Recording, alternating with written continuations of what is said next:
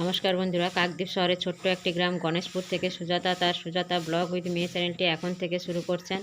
আর এখন যে যেখান থেকে আমার এই ভিডিওটা দেখছেন সবাইকে শীতের উষ্ণ অভিনন্দন জানাচ্ছি। তো এখন এই যে সকালে পড়াতে চলে এসেছি, আর এত কুয়াশা কি বলবো বন্ধুরা। তো যাই হোক, ওনাদের বাড়িতে এখন আমি পড়াতে চলে এসেছি।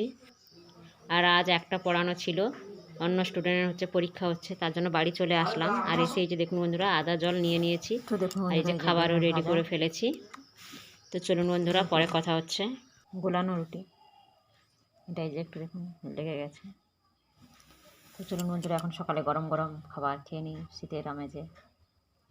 আর মাম্মা মেজে পড়তে বসছে। চলো এখন পড়ি আর খাই। চলো পড়ি আর খাই, তারপরে কি করি? তারপর আবার পড়তে বসে। এই যে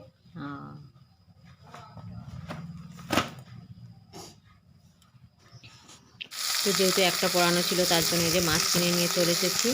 আর এই যে মাছ রান্না করতে এখন বসেও গেছি।